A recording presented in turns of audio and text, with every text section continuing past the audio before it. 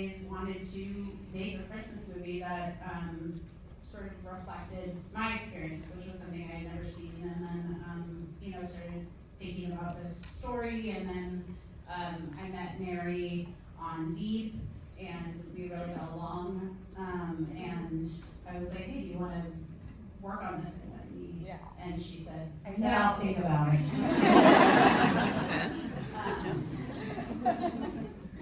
And then we started, and then it became this. Yeah.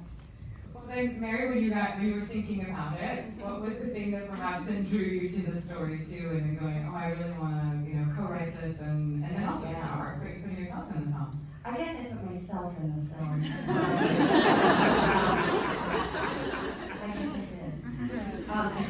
I am a massive fan of Clea's and was long before I met her, and so was so honored that she wanted to work on this, and she sent me the story, and I of course loved it so much. Of course. And then so I was she had me at hello. But yeah, we had so much fun working on it together, and yeah. What was that collaboration process like for you, and the writing process? We rented this weird, it was our, I don't even know who this person was, We might not have known him. We might not have known him, but we rented this room above a garage in Salt Lake, and we would just sort of meet every day and just work on it. Yeah. Every day for a couple months, and then this came out. Yeah. What were some of the Christmas movies that were maybe perhaps references, or ones that you were just kind of with you when you were creating this one? I mean, honestly, in the writing process, this was also wrote a long time ago. How long ago? Not that long ago. It was like a pandemic ago. Yes. It feels like a really long time ago. I don't remember us in the writing, definitely when I was working with John and Teresa when we were in prep, when we were sort of building, when it was a movie, the three of us talked a lot about references and stuff like that, but in the writing, I don't remember with you. No, I don't know that we were I don't think we had a conversation about any specific movie that we were trying to reference, but I do think I also love Christmas movies so much, and I think the feeling was something we did want to get to, which was feeling warm. I should have said that. No writers, it works. We finish each other's Tens and No fun at all in this moment, no. So then, as we have some of your incredible cast here tonight, could you talk about the casting process, or who you were thinking about for this film and how the casting came? Yeah, I mean, I love Kristen and have always been such a big fan of hers. And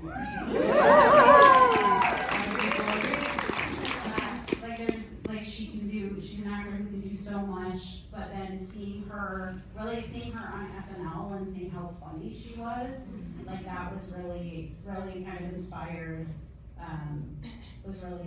inspired me, and I sent her the script, and then I flew to Germany to have a conversation about the script, and we spent a couple of nights just talking about it, and luckily you said yes, and then we got to make the movie, and then Dan, I was also a big Schitt's Creek fan, and I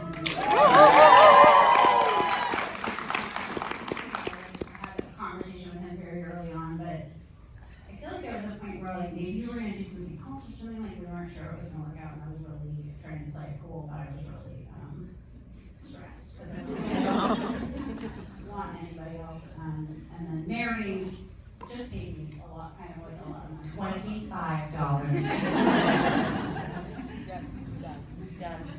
Well, Kristen and Dan, it's so great to have you both here. First of all, thank you for joining us. But then, given the characters in the film, both of you get to play the outsiders that bring us into the family, that bring us into the space, and like that very common holiday movie feeling of anxiety and going home to our family. So I'm just first curious for both of you, like what stood out to you in the script when you first got it? When you first read it?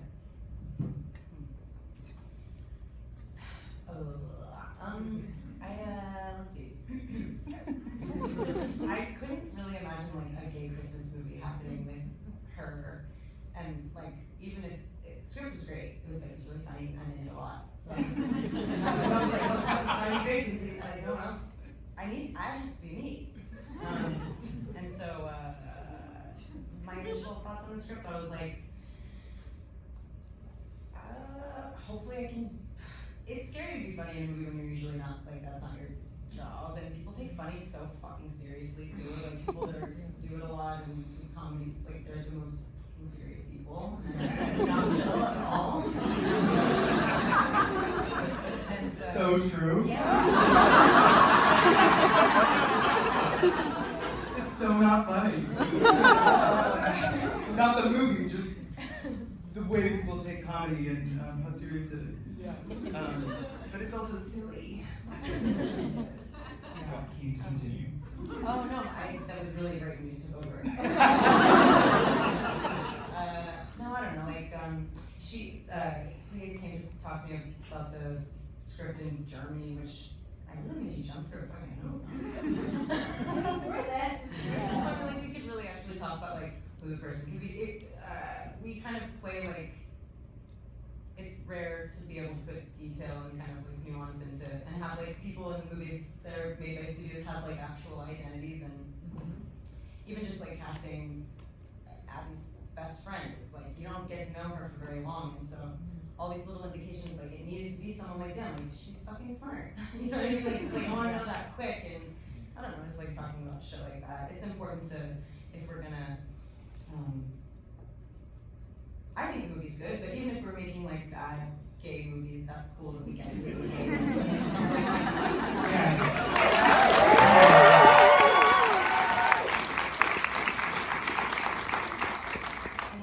I also really loved the script, and I mean, it was, the cast is insane. It's an insane collection of people that you not got, but had participated in this like film. And I think it speaks to what people want when they make movies, which is like happiness and joy, especially with the Christmas movie. It ticked all the boxes, and I think everyone kind of is just waiting for the opportunity to participate in something that feels like it can live in people's homes year after year after year. Yeah. And you know, I think that was a huge draw. It was just like, oh, this is really funny and sweet and great, and like, who's in it? What? What? Great, yeah. And I also think, like, you know, I remember us talking when we shot that scene toward the end, that like nice moment that we had together. It's like, this is an industry that doesn't often allow people whose experiences are being represented in the movies to play the people in the movies. And so to have that conversation with you and to get to play that scene as people who don't often get to look at a co-star and say like, oh, we're sharing an experience that can relate to our characters, it was really kind of, it was really meaningful to me as someone who just is always like getting scripts that are like, hey, pretty girl, where's your boyfriend? Let's get drinks after work. It was... That wasn't a line in the script.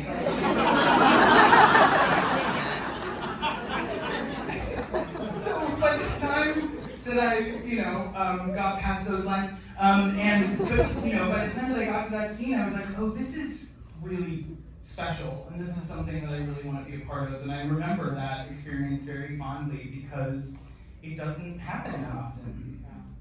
I mean, I want to now talk about that scene, because I think that scene, at least that I'm referencing, is, you know, you making this comment about, you know, Harper not coming out to her, that, you know, her parents has nothing to do with you, and the way that lands, like, I swear every time, it just brings the house down. And if you, Kristen, what that seems like for you, because you two connected so beautifully like in that moment, and it's such a beautiful scene. And then I would love to hear from you two as well in terms of writing that and kind of getting us there. Anyone? I loved working with Dan so much, and I miss you and we never see each other. We were like in this weird little house. We're sitting upstairs on like cardboard that's covering the carpet because the movies are filthy, and I was like, oh, we're approaching like the big moment. There are a couple emotional scenes in the movie, but obviously inevitably you get like nervous because you're like, I really hope I don't fuck this up, and I also don't want to fade. I really hope that something occurs where like the sky opens up and we look at each other and we actually are not. We're making memories together versus like trying to sort of like check a box, like, oh, I squeezed a tear out or whatever. You know what I mean? It's like we were talking about how cool it is that we actually get to do the scene. Like we kind of had this very conversation, and we went out, and I was like, after having the conversation about the fact that it's important, you're like, oh God, well now I'm just dry as a fucking bone. But it truly fucking, I don't know that the lines, I'm sure I was being annoying. I was like, I feel like we could say this without words. I'm sure that, I can't remember, it was like, this is the worst we say your fucking lines. But I remember really just being like, 100% completely in that moment. Like, I've been lucky, I've never dated anyone that was closeted, I've never been put in any, particularly in this scenario, like, you don't have to have had that exact relationship with someone who has kind of denied your body in some way or your energy in some way in front of people that kind of intimidate, like, I don't know, not everyone here is like a homo, but like, everyone knows that feeling of just being like, oh, it's fucking embarrassing, and they're not gonna like me, and they don't even look me through who I am, and it's like, I don't know, I loved doing that scene with you. I don't even have like a well-rounded answer for like the process or whatever, or even like an anecdote, other than to say that it was so nice to do something super affecting and real, and that's all. Shut up. Yeah. Please don't shut up. It's incredible. I guess I'll just say this. There's the gravity of that scene, and I just want to say to your point, it transcends kind of like, I think the words and the feeling that everyone can feel about not being seen, especially like in relationships, also with their family. Like you put it in the context of a holiday film, right? I think we were all experiencing this as we're, some of us are about to go home, and they're just like, does your family really see you completely?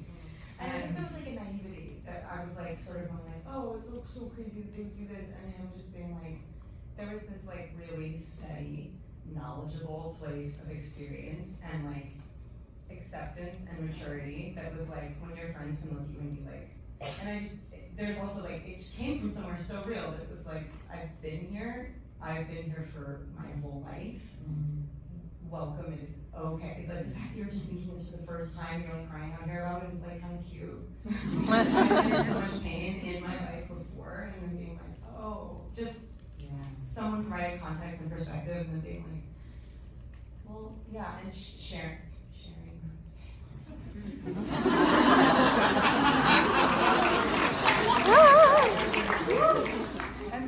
I think to that point, like, what it spoke to is something that I think, and I don't know any other experience, but I do feel like I was welcomed into this community by my best friend who is 10 years older than me.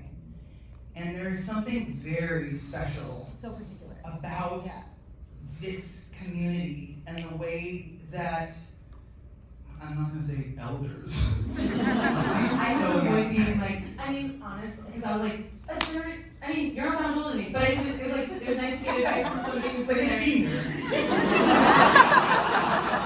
But not I'm 26. Thank you for asking. But it speaks to a very real thing that happens. And it's a gift. It's a gift to have someone guide you through precarious waters. Yeah. And it feels very true to the experience. And I love that scene. I love that we had an age gap, and I love that represented something very true. It was beautiful. Thank you. Well, this takes you back, I mean, even elaborating on the scene play, you mentioned, you know, you just said, you know, it's coming from your experience. I guess there's like a broader question here about like, why do you go to film to maybe, I don't know, think through that or work through that and that experience for you? Why cinema? I mean, it's all I really know. It's how I communicate, you know, it's how like storytelling is like how I kind of process things, you know, and I feel like I have since I was so young, you know, because it's emotional and it's verbal, but it's also visual, and I think that like I'm a very visual person, and so I think that's why. But this scene like was not in the script, and I feel like I wrote this scene like when we were in pre-production or something, because it just felt like something was missing. There was like sort of an emotional core that was not there. That I really feel like the scene did so much. You know, it did so much for, you know, Dan's character and Kristen's character, and then like helped contextualize like what Mackenzie's character was going through, which is like a very challenging character. But someone who really deserved, you know, like this person is struggling so much, and we're picking up with them in like the worst 5 days of their life, you know, and like trying and having compassion for them, because it is, you know, it is really difficult. Like it can be very, it's not difficult for everybody, but it's not good for you. It must be nice. But it's, you know, I think for a lot of people it is. Well, no, it's like that. It's really nice that things are different in certain places for certain people, and that it is easier. Like thank God, like it's about time. But you know, I think you know we need to change in 1996. Or any field. Yeah. I'm not Me neither. But it, you know, it was something that it's like having compassion for that experience of someone who is afraid and who doesn't yet have the courage to be their authentic self. And I think that's something that like, no matter how you identify, no matter who you are, like you are confronted with your authentic self at some point in your life. And you have a choice to be that or to be something else. And I think it takes tremendous courage to look at that and make the choice to like be you, because that's when you are truly vulnerable and when you are truly like exposing yourself. And because people cannot like that, or people can reject that, or you know, all kinds of negative things can happen because of it, but it also allows so many more beautiful things, you know. And I think that's what the movie was missing, was sort of like that, you know, kind of contextualizing that experience. And I think like Dan and Kristen delivered, like the scene was so beautiful. Like film sets are pure chaos, basically. It's like a complete circus, and like everyone is quiet during the take, but then people are still like coughing and unwrapping their, you know, candy bar, or like dropping their phone or whatever. But like this was a scene where like it was so silent and so still, and it just felt like there was like a bubble around the set while it's happening. It was really, like I can remember exactly how I felt watching it, exactly where we were, and exactly what time of night it was. And it was really beautiful to watch them work and watch how like authentic the scene was, and it was really moving.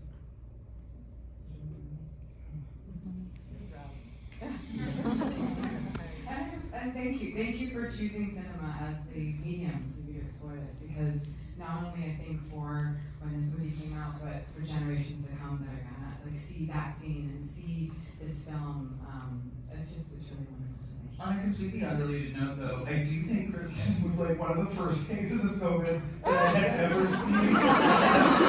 All right. Yeah, I know. I was like gonna interrupt, and I was like, don't interrupt. Don't. No, I had to.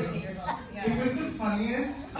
Just like I remember at one point, it was you were shooting a scene on the bed where you were talking to me on the phone. Oh yeah. And I remember walking into, and I'm like slightly germophobic. And I remember walking into, and it was one of the last days that we were shooting, and I walked into the makeup truck.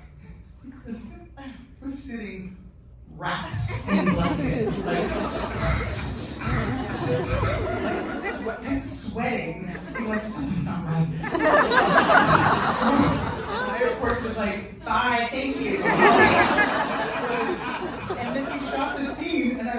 being like, I mean, I need to be on the phone with her.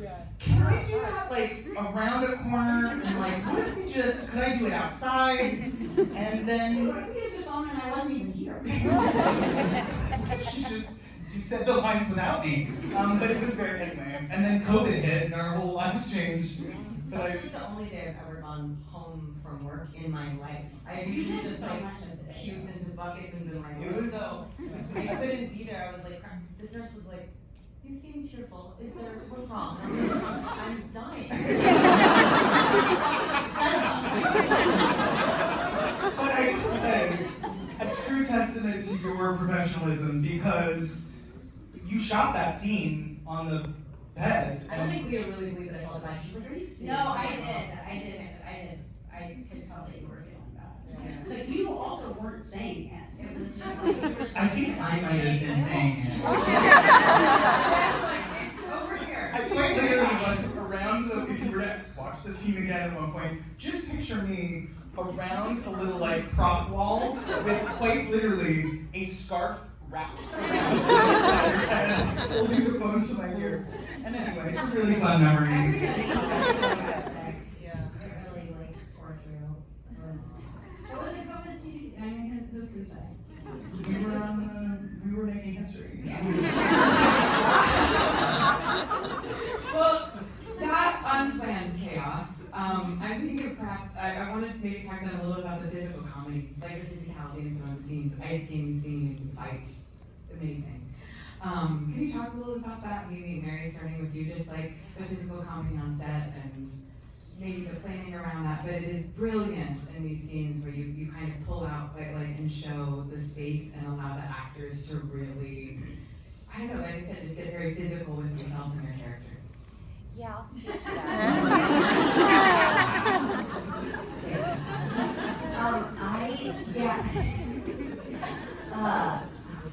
I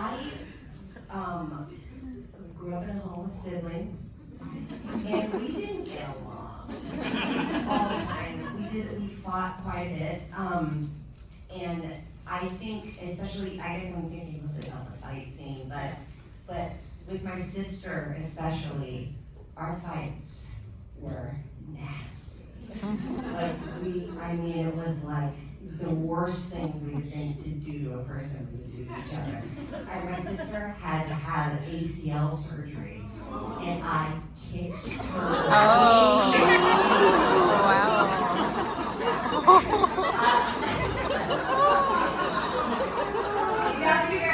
I forgot she had that surgery. The sound that came out of her mouth, I sprinted across the room and I locked myself in the bathroom because I was like, I'm gonna die. Anyway, but I think we did such a beautiful job of choreographing that with the sisters, and I'm thinking of the scene with Harper and Sloan as well, fighting. That it's really real, I think, to a sibling dynamic, and so having that physicality was super important for the comedy. But it's also funny because it feels very real. And I think the ice skating and with Jane especially, she's in her own. She's really not of her family. Yeah. She kind of exists in her own world, and it was really fun too. She also doesn't care what people think, and I think that lends itself to a lot of freedom physically. Yeah. And hopefully it's funny. It was pretty funny. I think we all agree, right? Sadly, we're going to have to be wrapping up, but I'll end it with this, because again, connecting to our video store, but I mean, the film, it like ends in a movie theater, and it's playing It's a Wonderful Life, and it feels very fitting to then maybe ask each of you a favorite holiday movie of yours that you might recommend, or maybe just any movie, because we have this historic video store that people can go and rent. And we're also playing It's a Wonderful Life soon. That you would tell the audience that means something to you during this time. I mean, I don't know that it like means something to me emotionally other than like, nostalgia is, I guess, emotional. But I mean, I love Christmas Vacation. That's always the movie that I watch every year that we watch. So I watch on Christmas. Why is the carpet all wet, Todd? Margot. Kevin. Oh, thank you. I think mine is Home Alone. Love it so much.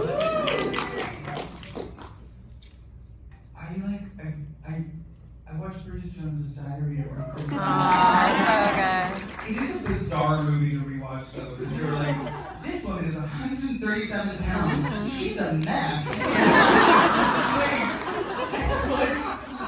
You just gotta like figure out how to negotiate that moral conundrum that they have when watching. Try watching Love Actually. But anyway. Home 2. Yeah. It's a great movie. I feel like I can connect with him when he gets a little bit older. He's so teeny tiny, and then when he gets a little older, I'm like, okay, he's like hanging out with you now. Maybe because I was like really close that age when I watched those movies, and I was like, this is a baby. This is bullshit. He would never be able to do this. And then when he gets older, I'm like, that kid could hook it up for sure. Turtle doves. And this boy is making candy and stuff. There's like pizza, although lobby of that hotel, and I fucking.